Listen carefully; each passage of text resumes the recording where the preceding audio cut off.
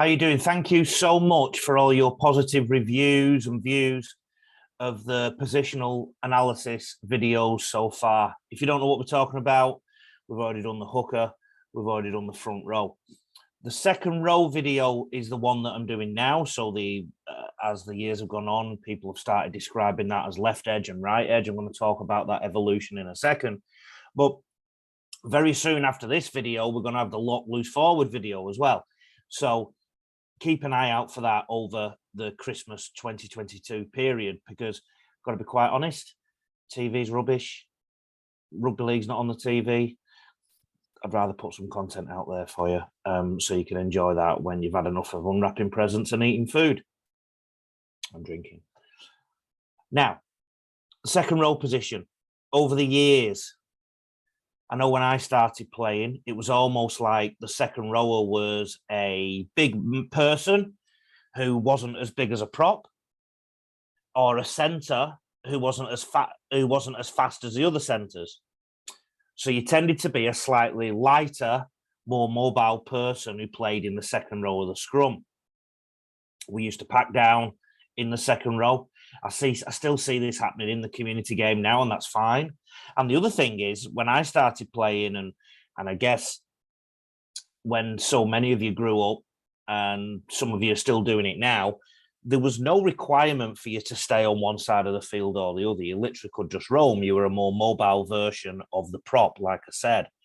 So that was how I originally thought of second rows when I was a kid. As I got older, as I played a more professional form of the game, I got told to stay on an edge. And that was a concept I really struggled with when I first had to do it, because I got a lot of praise off supporters and coaches for my work rate. And obviously, if you're on one side of the field and the ball or play doesn't come towards you, then you can't do much with the ball and you can't tackle much. So I guess that's how the game has evolved a little bit, or it certainly has from the amateur to the professional level. And then the other factor that we have to bring into play now is that we do literally have some behemoths on the left and right edge of second row, in the second row position. So somebody like David Fafita is a huge human being, but he's also quite fast. God rest his soul, but imagine Jonah Lomu in one of those edge positions rather than centre.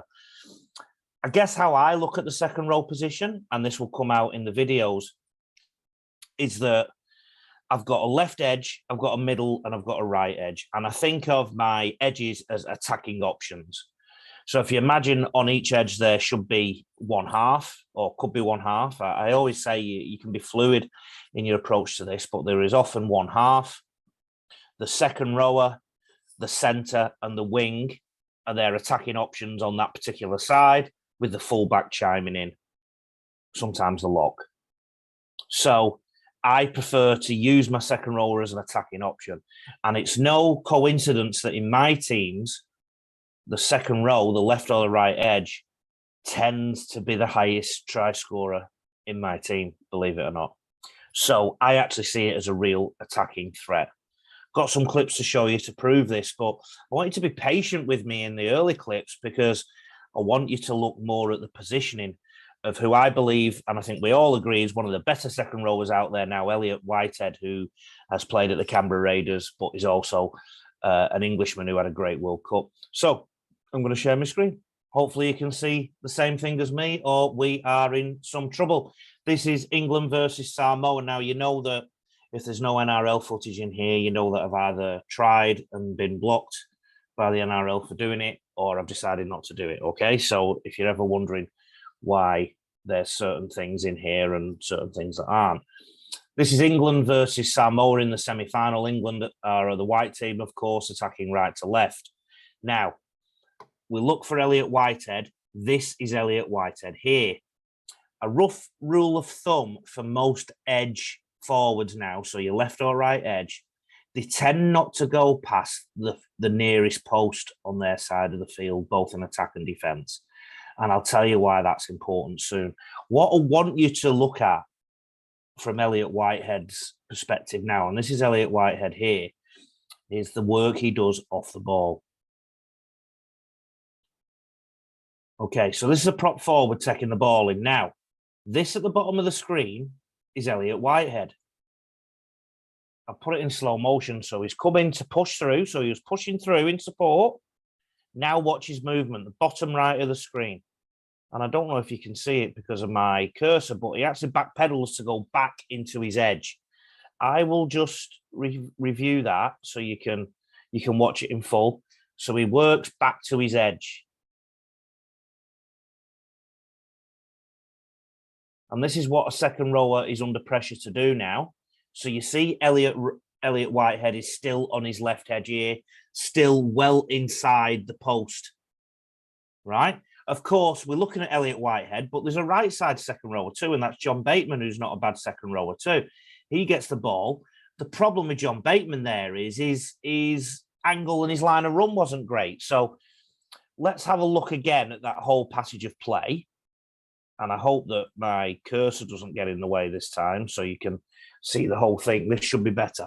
Okay, Elliot Whitehead, bottom right of the screen, coming in and coming out again. Just naturally, instinctively pulling away from the ball. The ball doesn't go in his direction. It instead goes to Bateman. Now, that line from John Bateman there, let's just have a play around with that line. I would say that's a bit more... they've overcrowded this right edge, basically. So they've got 3-on-2. If they get the ball early to Bateman now and he goes straight, they've got a 3-on-2 on the Samoa defence. Instead, Bateman runs a sort of crash line and goes absolutely nowhere and attracts Luai into the tackle. And again, that's why the second rowing position is important, because you'll see something that Elliot Whitehead does in a minute instinctively, and a guy called Steve Menzies used to do instinctively all the time, and I'll show you what that is. So the right edge at the minute of England is basically in tatters, and this is a really unorganised set from England where they just seem to be scratching around trying to find something.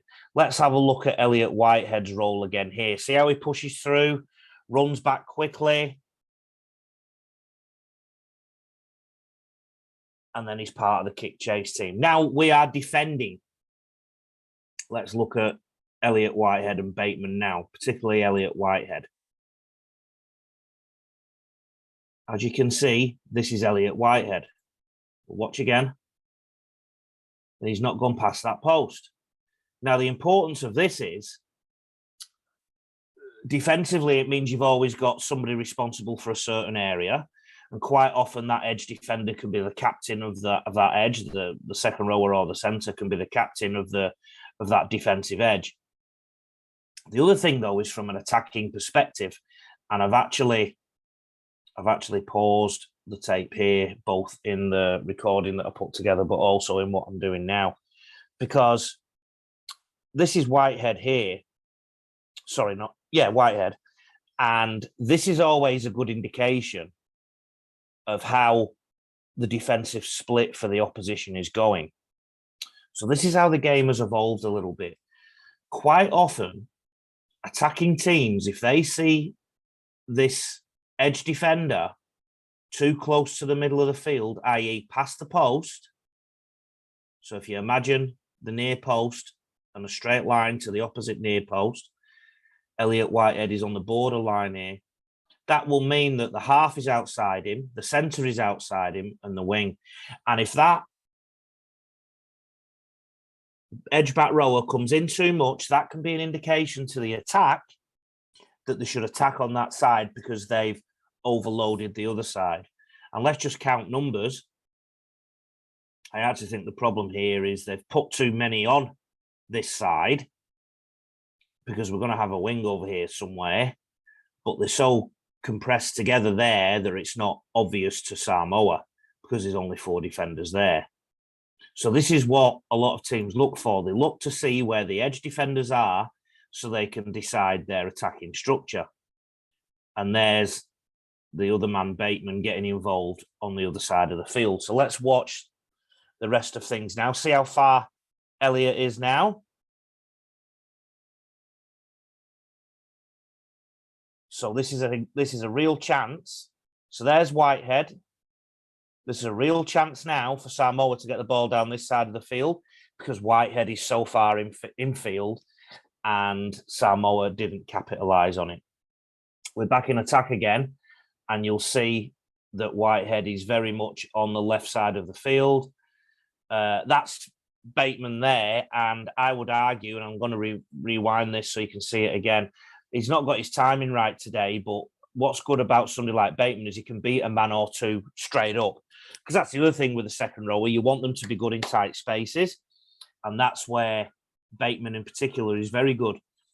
The ball's come back to the middle of the field, so we can predict, based on what we've studied so far, that Elliot Whitehead will be on the left of the field. And you will see here now that he's part of the kick chase team. So he knows his job and he's very focused on it, and he's one of the first to get there. Obviously, one of the best ever exponents of the left edge is Steve Beaver Menzies. Now, here he is timing his run to perfection, but he actually gets caught by the Melbourne Storm defence. But the thing with the Beaver is he was also a weapon as well. Look how he timed his run there. Now, what I want to show you there from that, so two things. Number one, the Beaver here was virtually tackled, but he was so strong, and this is the other thing about second rowers, they need to be able to push people off. He pushed two men off there and then managed to step and go through two more. Here, he's seen that his attacking partner has gone a lot across his line. Now, this is a key thing I was trying to hint at before. A good second rower knows if a half comes across them, they drop back inside. So the golden rule is if you're on a train track and a train comes across into your line, you go into theirs. It's exactly the same when you're playing on an edge. Look at the Beaver do it here now with aplomb and to perfection. One of the best second rowers I've coached at junior level is Adam Elliott, the Bulldogs, Raiders, and now Newcastle man in the power couple with Millie Boyle, who's also a damn good player. Old footage, but as you know, I'm restricted on some of the footage I can use at the minute. Look at Adam Elliott, number 11, blue headgear, pushing through, and then just going back to his edge. And he's actually telling his edge what he wants from them. The ball went across, and now it's coming back across. And there's Elliott still in position, just pushing through. And I compare this role a little bit. For those of you like soccer who like football, a forward, a striker, has to just keep turning up to get their head or their foot on the ball. 9, 10 crosses might come in. 9 of them, the striker might not get to, but the 10th one, they score, and then everybody likes that striker, because the key thing is you keep turning up, you keep turning up, you keep turning up. In the second row or on the edges, the ratio is a lot higher, particularly in rugby league, because have a look at how much, particularly in the NRL and Super League, the passes go long, long, short, and they try and do a crash ball. The second rowers try and do a crash ball into the defensive line. So your second rower really should be a really good strike weapon because they get an awful lot of ball. So here's Adam Elliott. Again, he's part of the kick chase. Now, here he is carrying the football just in a more basic way, just +1. He was really good and really strong at that, got good go forward. And this is why a lot of them end up playing in the middle, because they can end up being one of the more powerful people in their team. You'll see the team was good at decision making. They're now going to move the ball to the other side of the field. You'll see the right second rower gets involved. Again, bit like Bateman before, getting the timing a little bit wrong and ends up just making a steady carry. Here's Elliott again. Now, the difference with Elliott and most good second rowers now, they make a good decision. So if you look at Adam Elliott there and the decision he made, so first of all in the set, he's been heavily involved in a carry. So first of all, he's done kick chase. Now he's been involved in a carry. I mean, that's as good as any prop, isn't it? Or any middle. And this is a good team he's playing against with a lot of future NRL players. He now works back to his edge eventually. So they have a crack at the left edge. When the ball eventually comes back, he's not chased the ball. He's stayed on his left edge. Our right edge gets his timing a little bit. Tyler, hope you're well, mate. If you ever watch these things, It might have been better for him to scream on the inside, as I was discussing before. But you can bet your bottom dollar Adam Elliott is in position now. And he gets the ball. He gets nice early ball. I seem to remember the team were under instruction to get good early ball to him. And this is why somebody like Adam Elliott is a really good football, and he gets wasted if he gets used as a battering ram a little bit. He's in a 3v2 position now, I think it is, and he simply makes the right decision because he's a good carrier of the football. He's attracted two defenders there, so he's been aware of that, and he's tipped the ball on to his centre, who's then tipped it onto his wing to score with millimetres to go. So as you can see, the second row, the left edge, the right edge, is now quite a nuanced position. Can you imagine how somebody like David Fafita is in so much demand? Because when he gets hold of the ball and carries it, good luck trying to stop him. I remember coaching a schoolboy game once, and it was the year that Keebra went on to great things. My Ipswich side scored 12. We played Keebra. David Fafita scored most of the 18. So it was Ipswich 12, David Fafita 18. And that's how important the second row is. Keep an eye out for the lock video. If I don't speak to you before then, have a great Christmas. And 2023, we are going to have a belter. Take care.